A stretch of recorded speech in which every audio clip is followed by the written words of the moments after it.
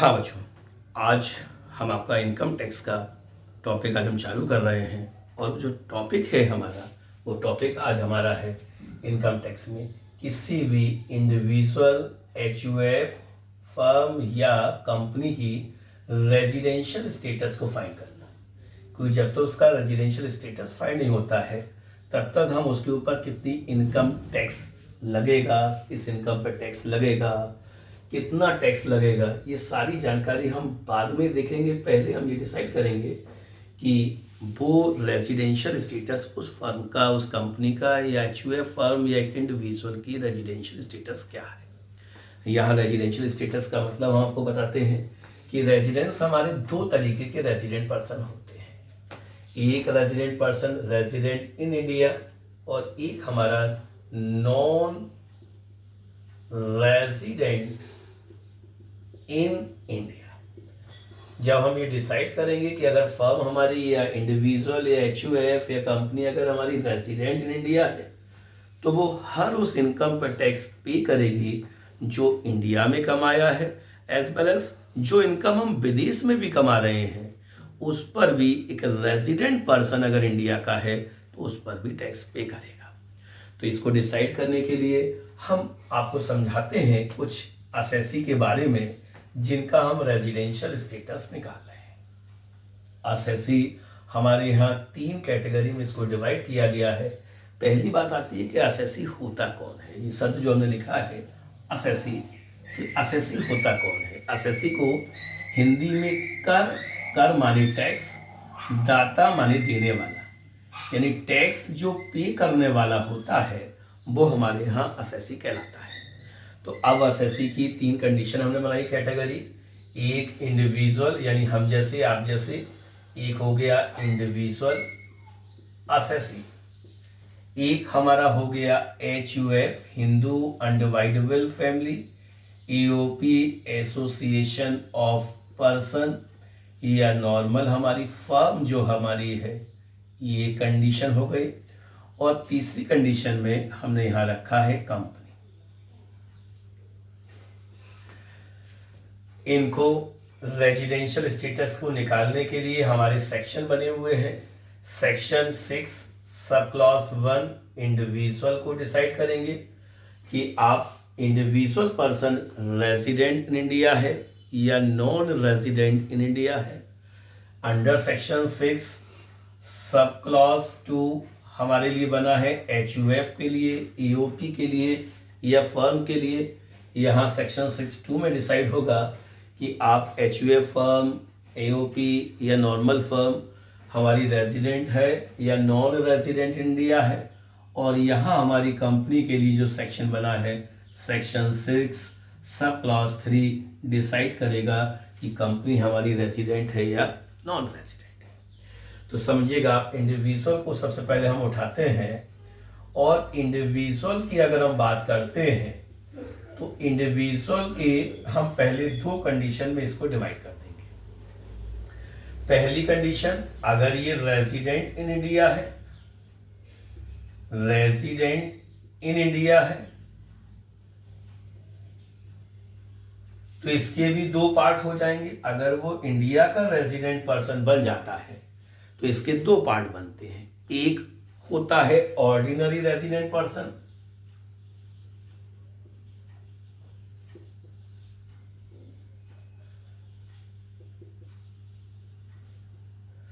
और एक होता है नॉट ऑर्डिनरली रेजिडेंट पर्सन।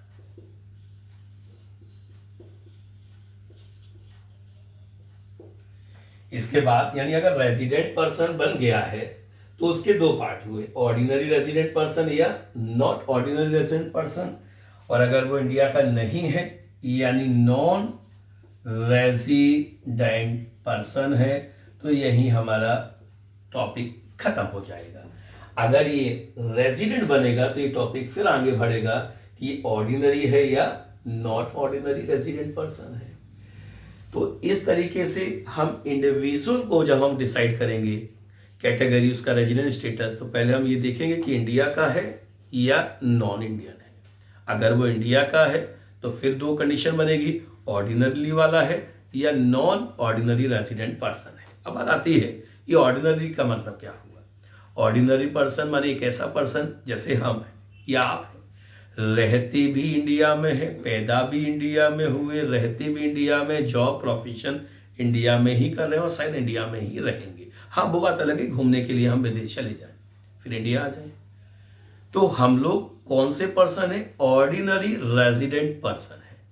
और एक वो व्यक्ति होता है जो पैदा इंडिया में हुआ, रोजगार लग नहीं पाई इंडिया में, वो विदेश चला गया, शिफ्ट हो गया रोजगार करने के लिए, प्रोफेशन कोई उसका वही उन्होंने किया है।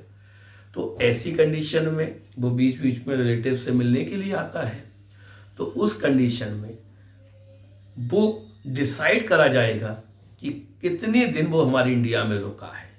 उससे उसकी कंडीशन मालूम पड़ेगी कि वो ऑर्डिनरी ना होके वो बन सकता है नॉट ऑर्डिनरी रेजिडेंट पर्सन।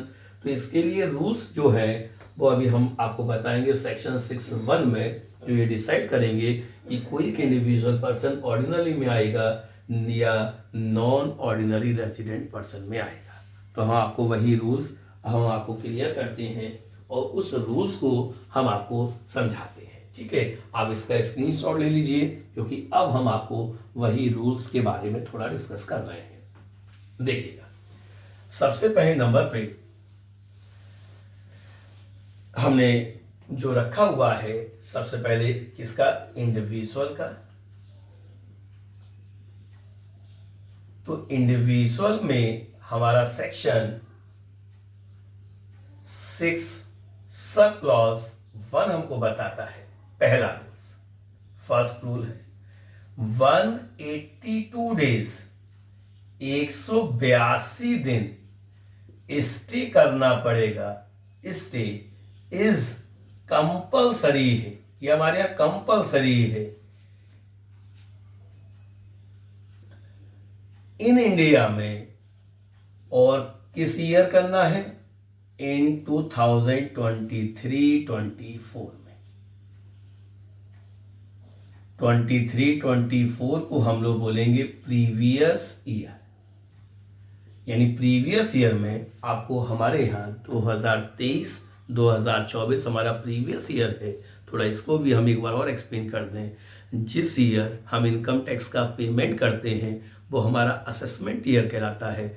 तो इस साल हमारा असेसमेंट ईयर 2024-2025 है। और जिस इनकम पर हम इनकम टैक्स कैलकुलेट कर रहे हैं, इनकम कैलकुलेट कर रहे हैं जिस ईयर की इनकम पर, वो हमारा प्रीवियस ईयर कहलाएगा। इसीलिए हम प्रीवियस ईयर में उस असेसी की रेजिडेंशियल स्टेटस को फाइंड कर रहे हैं। पहला रूल्स। दूसरा रूल्स हमारा कहता है कि लास्ट 4 ईयर में 4 सालों में 365 डेज, कितना है? 365 डेज आपको स्टे करना पड़ेगा इन इंडिया में, प्लस 60 डेज आपको रुकना पड़ेगा हमारे प्रीवियस ईयर 2023-2024 में। समझिएगा कि 182 days stay is compulsory in India in 23-24। Second rules कहता है कि लास्ट 4 ईयर में 365 डे आप स्टे कर लीजिए इन इंडिया में, प्लस 60 डेज करेंगे 2023-24 में। अगर ये कंडीशन हमारी इन दोनों कंडीशन में कोई भी एक कंडीशन अगर अप्लाई हो जाती है, या हम कहते हैं दोनों कंडीशन अप्लाई हो जाती है, अगर कंडीशन हमारे यहाँ अप्लाई हो गई, अगर हमारे यहाँ कंडीशन जो हमने लिखी है दो कंडीशन आर अप्लाइड यूज, अगर हमारे यहाँ अप्लाइड हो जाती है तो उस सिचुएशन में आप हमारी बन जाएंगे रेजिडेंट पर्सन। और अगर हमारे यहाँ कंडीशन जो है अगर अप्लाई नहीं होती है,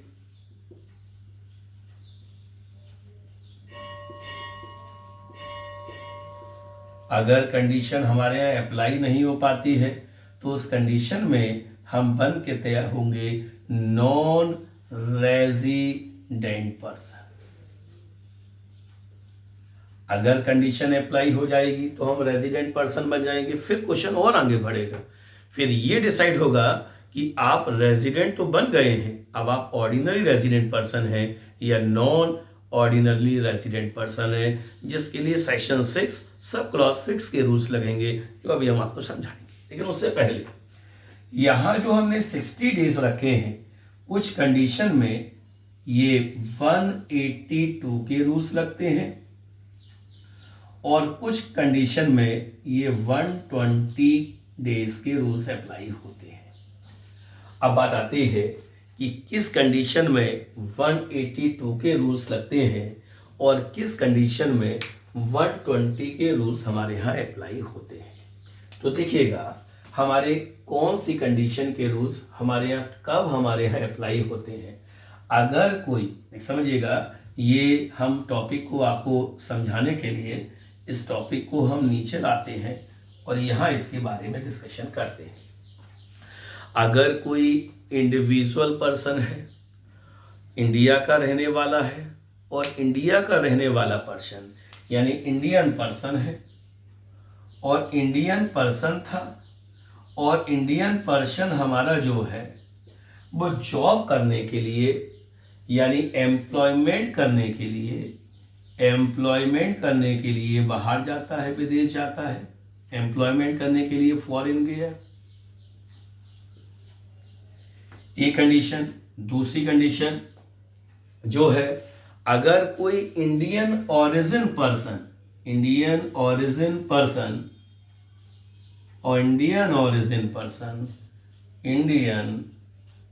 पर्सन अगर हमारे यहाँ फॉरेन जाता है। अब यहाँ इंडियन ओरिजिन पर्सन का मतलब क्या हुआ? यहाँ इंडियन ओरिजिन पर्सन का मतलब वो व्यक्ति होता है जो अविभाजित भारत यानी भारत का पाकिस्तान से जो बंटवारा हुआ वो 1947 से हुआ। 1947 से पहले भारत और पाकिस्तान अलग नहीं थे। तो उस कंडीशन में अगर कोई भी क्वेश्चन में अगर पाकिस्तान शब्द लिखा था, ये पाकिस्तानी नागरिक थे, इमरान खान पाकिस्तान से इंडिया खेलने के लिए बार बार आते हैं, हर साल आते हैं, जब भी पाकिस्तान शब्द आ जाता है तो हो सकता है कि इमरान खान पाकिस्तान में ही पैदा हुए हों, लेकिन ये पक्की बात है कि पाकिस्तान के वंशज, हो सकता है नाना नानी, हो सकता है से आ जाए तो दादा दादी, अविभाजित भारत में पैदा हुए होंगे, इसीलिए उसको हम क्या बोलेंगे? Indian origin person. तो उस कंडीशन में 60 का रूल्स अप्लाई न होकर 182 और या 120 का रूल्स हमारा फॉलो होता है। फिर अब ये क्वेश्चन आता है कि 182 का रूल्स अप्लाई करना है या 120 का रूल्स हमारे यहाँ अप्लाई करना है। तो इसका नियम कहता है हम आपकी इनकम कैलकुलेट करेंगे, ग्रॉस टोटल इनकम हम चेक करेंगे।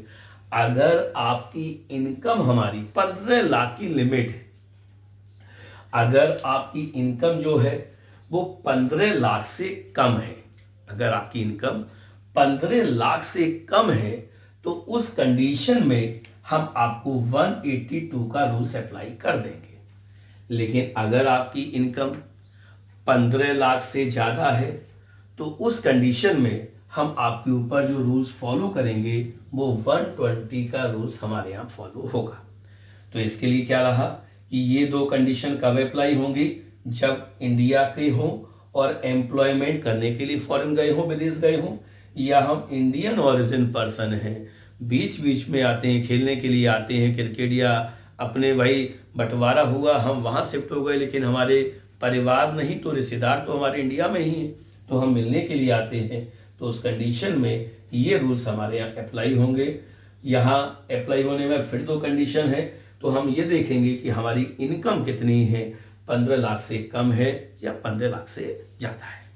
तो इससे हमने ये डिसाइड किया कि एक इंडिविजुअल पर्सन किस कंडीशन में इंडिया का रेजिडेंट होगा या किस कंडीशन में इंडिया का नॉन रेजिडेंट पर्सन होगा। अब अगली स्लाइड में हम आपको बताएंगे कि रेजिडेंट पर्सन अगर बन गया है तो फिर वो ऑर्डिनरी रेजिडेंट पर्सन होगा या नॉन ऑर्डिनरी रेजिडेंट पर्सन होगा। इसके लिए भी फिर दो रूल्स बने हुए हैं जो अभी हम आपको समझाते हैं। पहले आप इसका एक बार स्क्रीनशॉट ले लीजिए।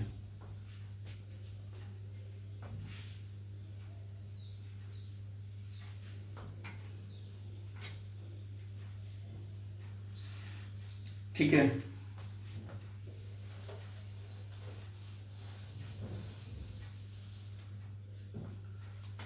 अब आता है हमारा सेक्शन 6 में। अब ये डिसाइड करेगा कि आप यहाँ 6(1) में ये डिसाइड हो गया कि आप इंडिया के बन चुके हैं। अब यहाँ ये डिसाइड होगा कि आप इंडिया के ऑर्डिनरी रेजिडेंट पर्सन हैं या नॉन ऑर्डिनरी रेजिडेंट पर्सन है। इसके लिए भी 2 रूल्स हमारे बने हुए हैं। पहला रूल्स कहता है 730 दिन स्टे करना होगा आपको। कितने दिन रुकना होगा? 730 दिन स्टे इन इंडिया में आपको रुकना होगा आउट ऑफ 7 ईयर, यानी पिछले 7 सालों में आप हमारे इंडिया में आते रहे और हम टोटल दिन काउंट करेंगे क्या इन 7 सालों में 730 दिन आप हमारे इंडिया में रुक लिए हैं। या फिर दूसरा रूल्स कहता है कि 2 टाइम्स 2 बार रेजिडेंट पर्सन बन गए हो हमारे इंडिया में, इन इंडिया में आउट ऑफ 10 ईयर। 10 सालों में 2 बार भारत के रेजिडेंट पर्सन मीन्स वही जो हमने आपको रूल्स इसके ऊपर 6(1) में लिखाए थे, उन रूल्स को फॉलो करोगे तो रेजिडेंट पर्सन बन चुके होंगे। तो 10 सालों में क्या 2 बार आप भारत के रेजिडेंट पर्सन बन चुके हैं, या 7 सालों में आप 730 दिन क्या आप हमारे इंडिया में रुक चुके हैं। अगर इन दोनों कंडीशन में से कोई भी कंडीशन, अगर आपने या तो ये कंडीशन फुलफिल कर ली, 730 दिन आपको रुकना पड़ेगा हमारे इंडिया में, और कितने सालों में? 7 सालों में। ऑब्जेक्टिव MCQ क्वेश्चन आपके बीकॉम में आने वाला है, तो उसमें ये बहुत आता है कितने साल रुकना होगा? 7 साल। कहाँ कितने दिन रुकना होगा? 730 दिन रुकना होगा।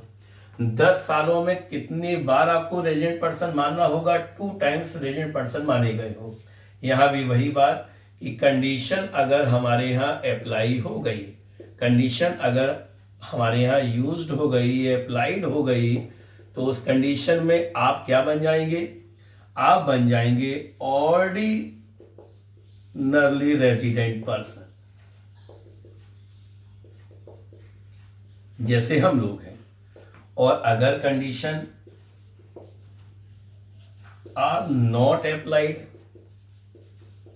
अगर वो अप्लाइड नहीं हुई तो रेजिडेंट तो हैं लेकिन हमारा नाम हो जाएगा नॉन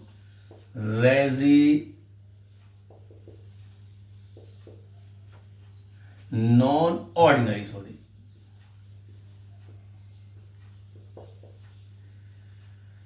रेजिडेंट पर्सन।